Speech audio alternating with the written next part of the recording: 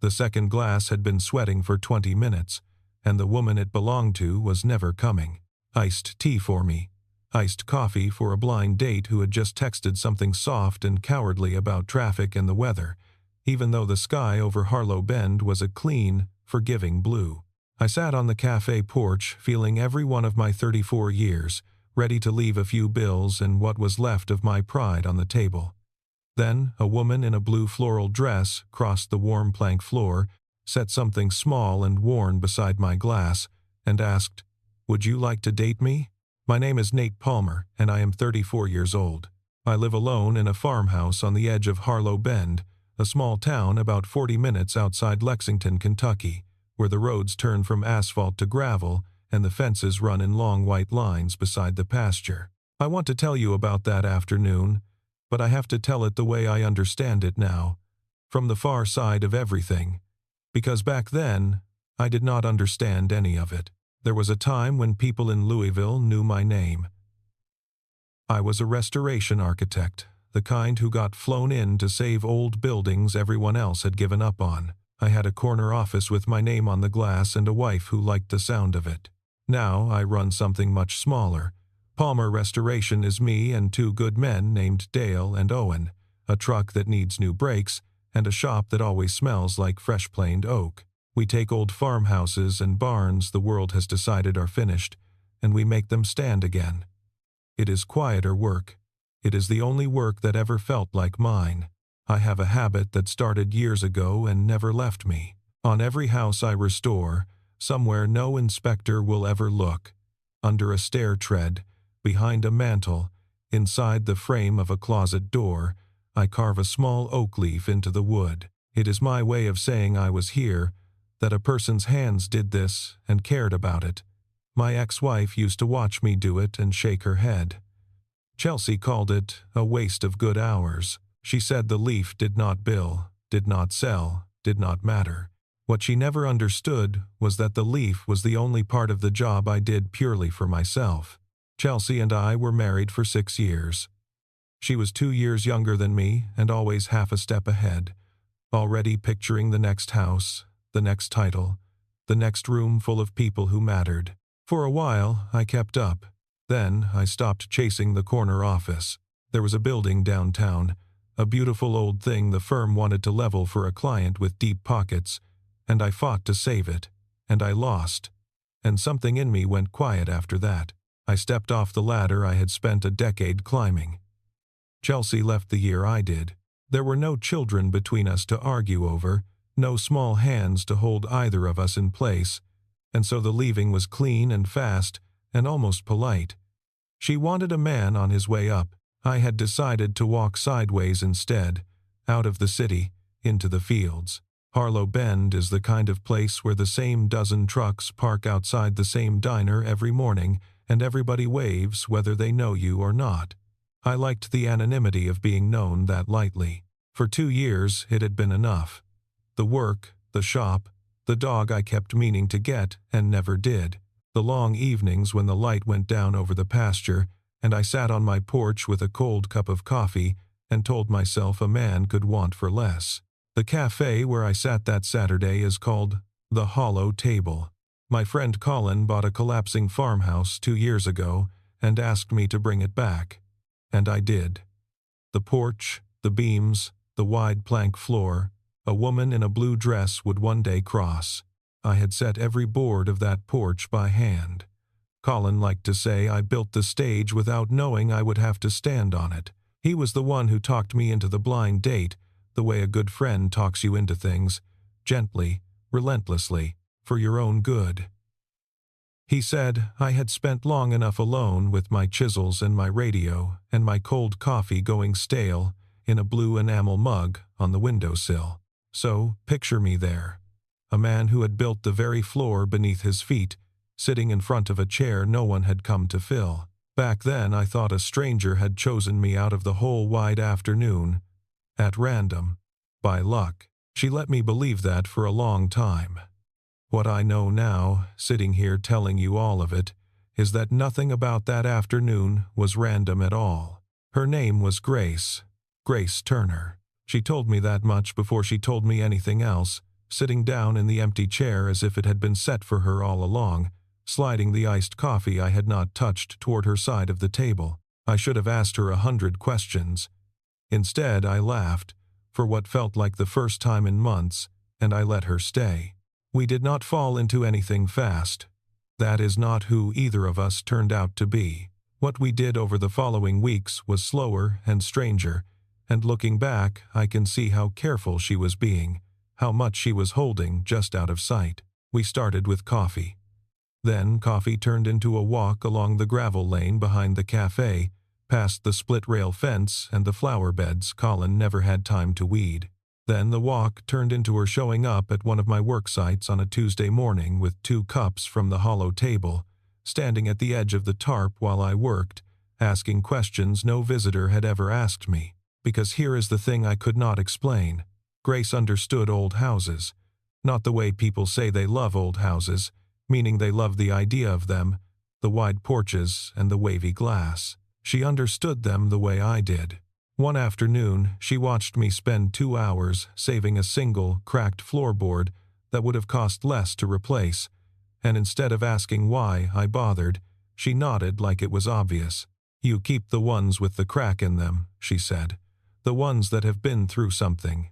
"Most people tell me to just pull it and lay new," I said. "Most people don't know what they'd be throwing away." I told myself it was a nice thing to say. I told myself a lot of things that spring. She knew the wood. That was the part that should have stopped me sooner. I would hold up a board, and before I could name it, she would have it.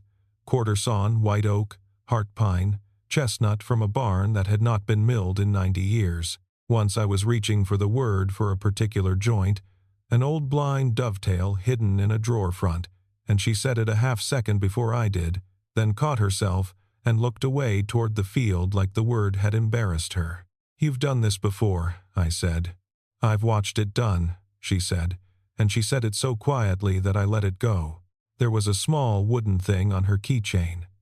I had noticed it the first day, the thing she set beside my glass and then picked back up and clipped to her keys like it was the most natural object in the world. It was a carved leaf, worn smooth at the edges, dark with the oil of a hand that had held it a long time. I assumed it was a trinket, something from a craft fair, a little good luck charm. I did not look closely.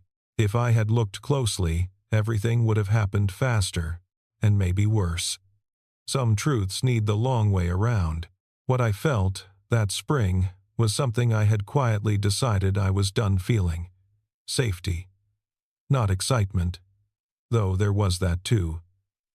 The sense that I could set down the version of myself I performed for the rest of the world and just be the man in the sawdust, the man who kept the cracked boards, and that this would be enough for her. It had not been enough for Chelsea. It had been, in the end, the whole problem. There was a rhythm to those weeks I can still feel in my hands. She would come by in the mornings, and the sound of her car on the gravel became a sound I listened for. She never got in the way. She would find a bucket to sit on, or a doorway to lean in, and she would watch me work with a patience most people don't have anymore. Sometimes she would hand me a tool before I asked for it, the right one, already knowing the order of the work. I started saving the interesting parts of the day to show her. A beam with an old carpenter's mark in it, a newspaper from 1941, someone had stuffed into a wall for insulation.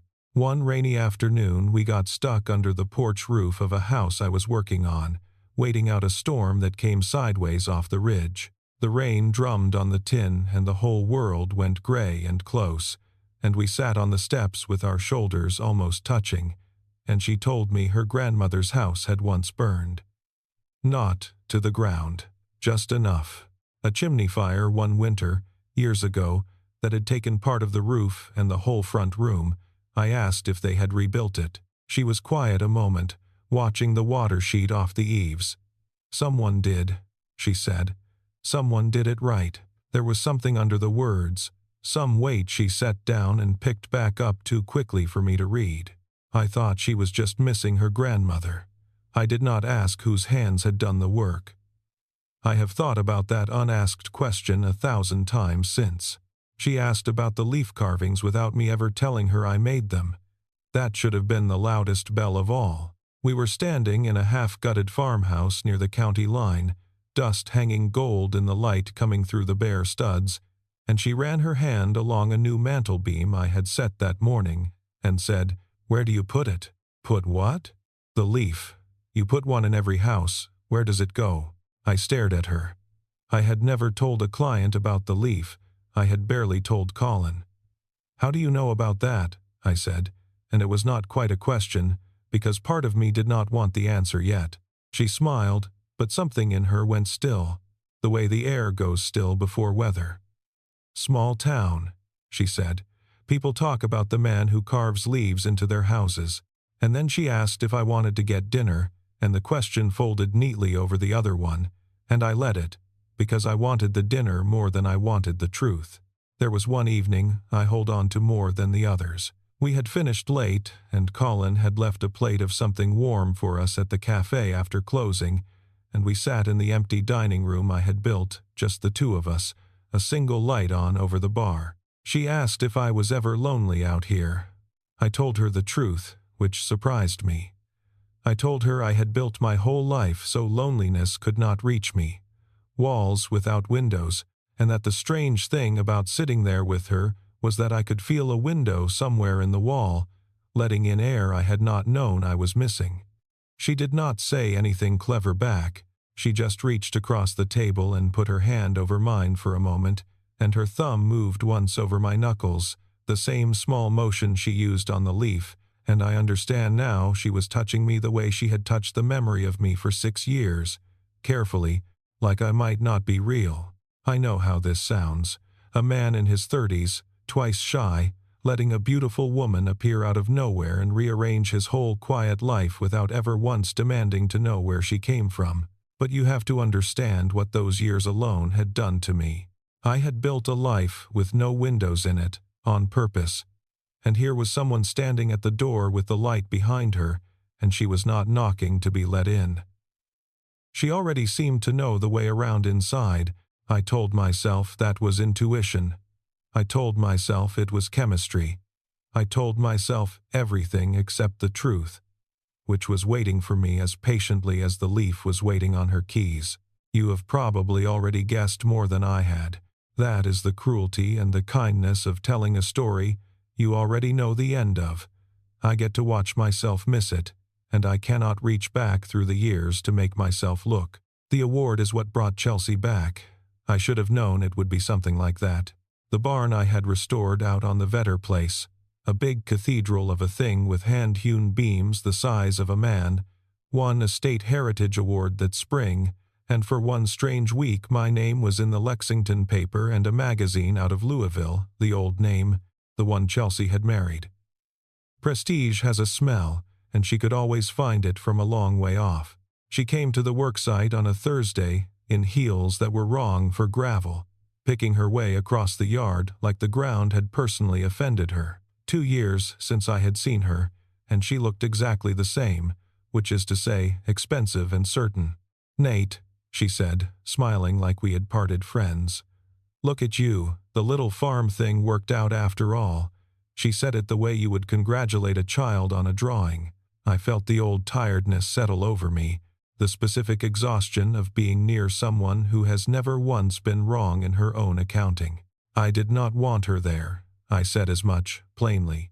But Chelsea had never left a room before she was finished with it, and she wandered the site, pricing things with her eyes, telling me about the people she knew now and the parties I would have loved, which was a lie, and then Grace's car came up the lane.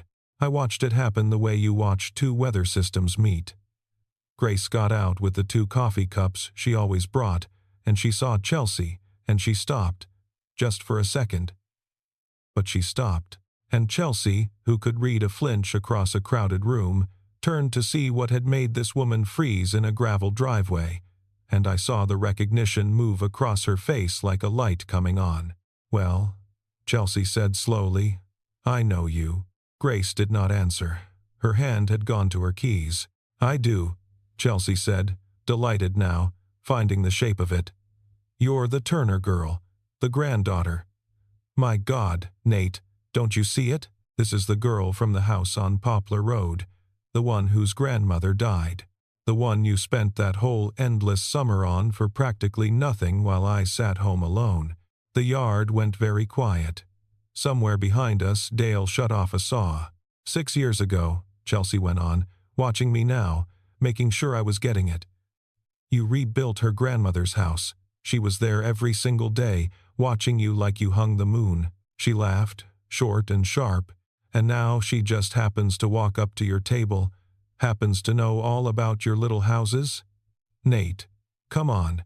You were always the smartest man in the room until it came to who was in it with you. I looked at Grace. I need you to understand that I was not angry yet. Not exactly. I was somewhere before anger, in the cold, clean place where the floor drops out and you have not started falling. Is that true? I asked her. It came out quieter than I meant it to. Grace, is that true? She did not cry. I have gone over that moment more times than any other, and I want to be precise about it, because it is the moment I understood who she was. She did not crumble or reach for me. She stood absolutely still with the coffee cooling in her hands, then set the cups down on the tailgate of my truck, and her hand closed around the little wooden leaf on her keychain until her knuckles went pale. She held on to it like it was the only fixed point in a spinning world, and she looked at me, straight on, and did not look away. Yes, she said, it's true, just that. No defense, no rush of explanation, no story to soften it. Chelsea watched us both with the satisfied stillness of someone who has knocked over exactly the thing she came to knock over. She had not lied. That was the terrible part. Everything she had said was true. She had simply taken the truth and sharpened it and handed it to me point first, and I stood there in the sawdust of a house I was bringing back to life, feeling something else come apart. I'll let you two talk, Chelsea said, already walking back toward her car, her work done. Honestly, Nate, I did you a favor. Better to know. Her heels clicked across a stretch of new floor I had laid with my own hands, and the sound followed her all the way out, and her perfume hung in the air after she was gone, sharp and wrong over the smell of cut oak and the wild flowers along the fence. Then it was just the two of us, and the coffee going cold on the tailgate, and 6 years I had not known about standing between us in the yard. I did not say anything for a long moment. I think I was waiting for the yard to stop tilting. Grace stood there and let me not say anything, which was its own kind of courage, because I know now how badly she wanted to fill that silence, and she did not, because she understood that whatever came next had to be mine and not something she talked me into. 6 years, I finally said. You've known who I was for 6 years. Longer than that, she said, and her voice was steady, but it cost her something to keep it that way. I knew you before I ever spoke to you. I turned away from her. I looked at the house I was working on, the bare studs and the new mantel with a leaf carved into it that morning, the whole hopeful skeleton of a thing I was trying to save, and for the first time in years, the work gave me nothing back, because all I could think was that I had been walked up to, chosen, approached like a mark, that the best thing to happen to me in years had been, in some way I did not yet understand, arranged. And the arranging was the exact thing Chelsea had always accused people of and I had always defended them against, that no one is ever simply kind, that even love keeps a ledger. It was not the knowing that hurt. If she had walked up that first day and simply said she had watched me rebuild her grandmother's house and never forgot me, I think I would have been grateful past speaking. It was that she had let me feel like a lucky accident, when the truth was, I had been sought out, and somewhere in the wreckage of my marriage I had learned to hear the word sought and flinch, to hear it as handled. Chelsea had put that flinch in me, and now she had flown back in, one Thursday, in the wrong shoes, just long enough to use it. I need you to go, I said. I did not look at her when I said it. Not forever. Just, right now. I can't think with you standing there. She went. She did not argue. She picked up her keys, and I heard the little leaf click against the metal, and her car pulled away down the lane, slower than usual, like she kept expecting me to call her back. I did not. I stood in that unfinished house until the light went orange and then gray, running my thumb over the leaf I had carved into the mantel, the same shape as the one on her keys, and I told myself I was a fool. She came back 3 days later. I had not called, and I had not gone to her, and I think if she had waited for me to do either, we might still be waiting. She pulled up in the evening while I sat on my own porch with a cup of coffee I was not drinking, and she did not come up the steps. She stood at the bottom of them, in the yard, giving me the height, and she said, "Will you let me tell it right, all of it? And then, if you want me to go, I'll go, and I won't come back." I nodded. I could not quite speak yet. "I didn't lie about the date," she said. "That part was real. There was a man, a friend of a friend set it up, and he canceled on me that morning, 20 minutes before. Some excuse. That was true. I want you to know at least that was true." She took a breath, but I used it. I was already there, at the cafe, because I knew you'd be. Colin mentioned it. I'd been in town a few weeks trying to work up the nerve, and when my thing fell through and I saw you sitting alone at that table, I told myself it was the closest thing to permission I was ever going to get. "Permission for what?" I said. And this is where her steadiness finally broke. Not into anything you could see, but into something you could hear, a lowness in the voice. "To finally talk to you. After 6 years of not talking to you, then she told me the rest.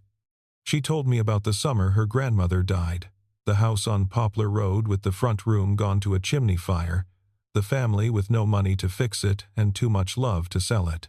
She told me about the man the estate hired, who turned out to charge them almost nothing, who showed up every morning and stayed past dark, who treated a dead woman's house like it was a church. She had been 25 and hollowed out with grief, and she had sat on the stairs day after day and watched a married man rebuild the only place that still held her grandmother.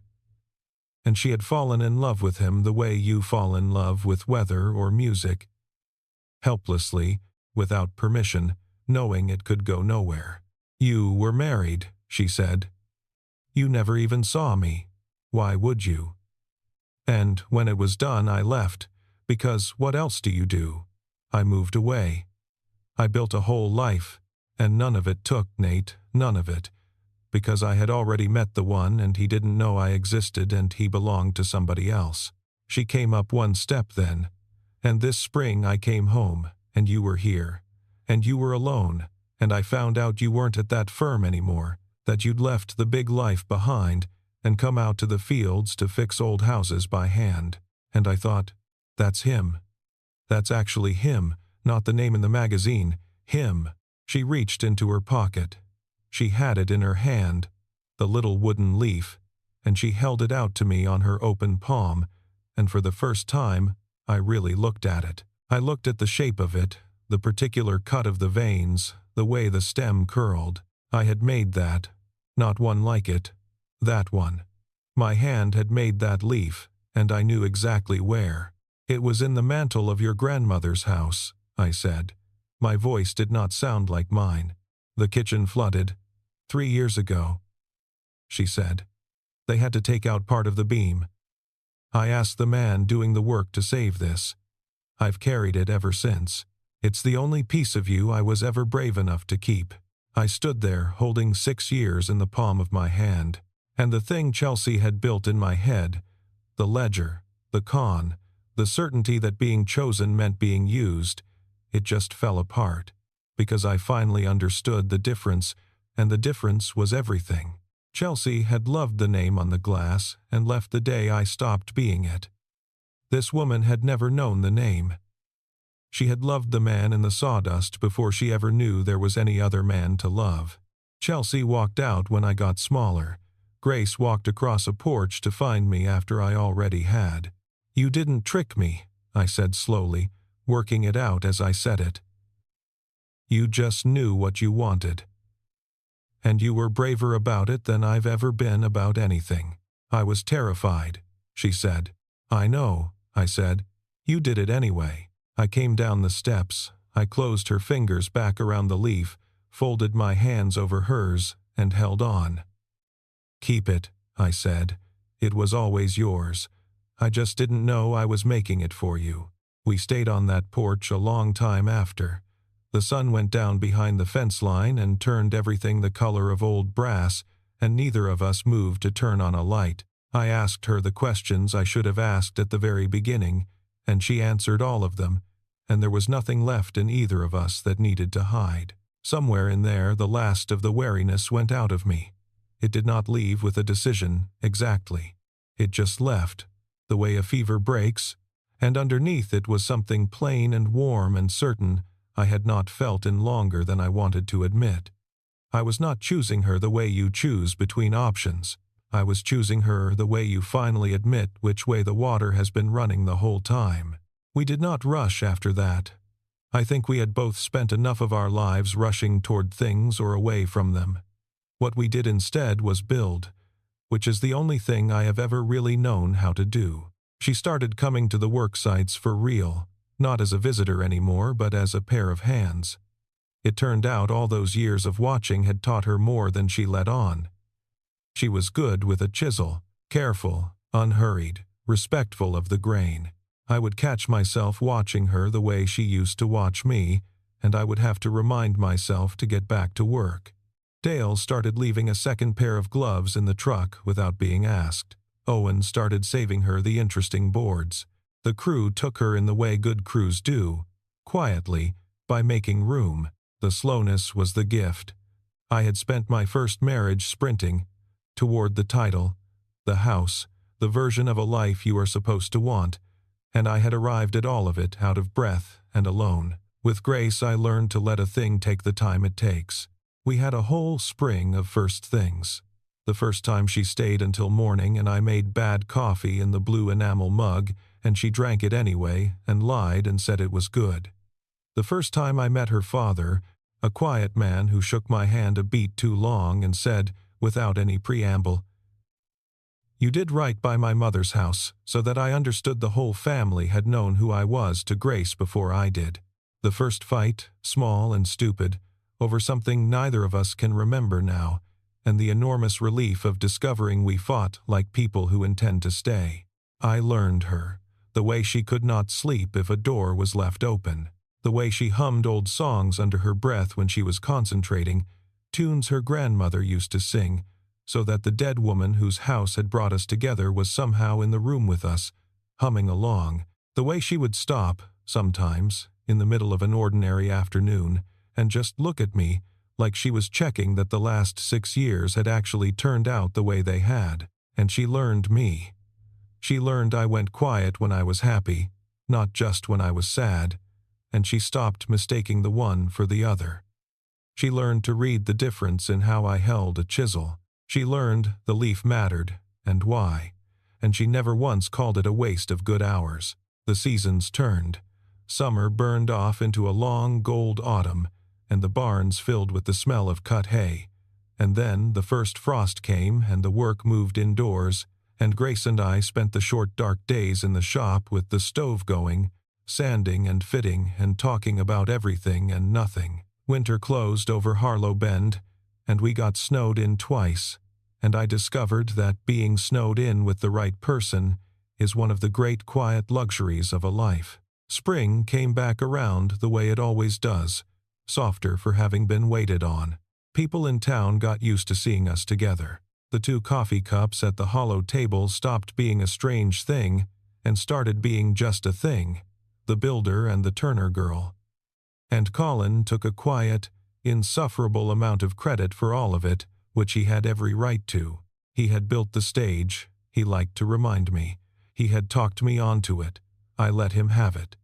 A man who nudges you toward the best thing in your life has earned the bragging. Chelsea tried once more. Of course she did. The award had legs, and there was talk of a bigger commission, a historic hotel downtown that wanted the old name attached to it. And she called me out of nowhere as if none of it had happened, warm and easy, telling me it could be like it was, that she had been hasty, that we had both grown. I stood in my kitchen with the phone against my ear and looked out the window at Grace in the yard, kneeling in the dirt of a garden she had started along the south fence, sun on her hair, and I felt nothing move in me at all. No pull, no old ache, just a great and final calm. "I'm glad you're doing well, Chelsea," I said, and I meant it, and that was the whole trick of it. I meant it, and I felt nothing, and I understood the opposite of love is not anger. It is the quiet you feel when a door has already closed and you realize you closed it a long time ago. I told her to take care, and I hung up, and I never picked up that particular thread again. There was no scene. There did not need to be. The choosing had been done for a long time. The phone call was just the paperwork. By the following spring, a full year and some months after a woman in a blue dress crossed a porch and asked me the bravest question anyone ever has, Grace and I bought a farmhouse of our own. A wreck, honestly. A sagging, forgotten thing out past the county line with good bones and a bad roof, and a front room that smelled like every winter it had ever survived. Everyone thought we were crazy. We thought it was perfect. We were going to bring it back the slow way, room by room, the way I had brought back 100 houses for other people and never once for myself. We got to the mantel in April. New beam, oak, quarter sawn, set and squared and ready. And when it came time to hide the leaf, my leaf, the one I put in every house, the one that says a person's hands did this and cared, I held out the chisel to her instead. "Show me how you make the leaf," she said, taking it. And there was something in the way she said it, a little ceremony under the words. "You've been carrying one for years," I said. "I think you already know." And she did. She set the edge to the wood and cut the first vein clean and sure, and I stood behind her with my hand over her hand, not guiding, just there, and we carved my signature into our own house together, the first house that was ever ours. Sawdust caught in her hair, and I did not brush it off. Out past the open window, a mockingbird was running through every song it knew. There were 2 cups of coffee going cold together on the sill, hers and mine, the way they had that very first afternoon, except that this time no one was missing.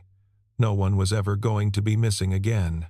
That first leaf, the worn one, the one she carried for 3 years, the one I made without knowing who it was for, sits on the mantel of our house now, in a little dish, where I can see it from the chair I am sitting in as I tell you all of this. Grace is in the next room. I can hear her. I have spent a long time thinking about that afternoon, and about how close I came to letting it pass. A man gets stood up on a blind date, feels sorry for himself, leaves a few bills on the table and drives home to his empty house, and never knows how near he came to the whole rest of his life. That is how thin it was. A stranger crossed a porch, and I almost let the strangeness of it scare me off. But she was not a stranger. That is the part I finally understand. She walked over as a stranger, but she had known me longer than anyone sitting at that table ever had. I spent years carving my name into other people's houses, quietly, where no one would ever look, sure that being seen was more than I could ask for. And I never once noticed the one person who had quietly carved a place for me into hers, and kept it, and waited, and finally found the courage to come and tell me so. So let me leave you with 2 questions, and I mean them. If a stranger crossed the room and chose you, would you trust it, or would you spend the whole time asking why? And have you ever stayed silent about how you felt for someone for far, far too long? If this one stayed with you, do me a kindness. Hit like, subscribe so the next story finds you, and tell me down in the comments, would you have believed her? I am not sure I deserved to. I am just glad I did,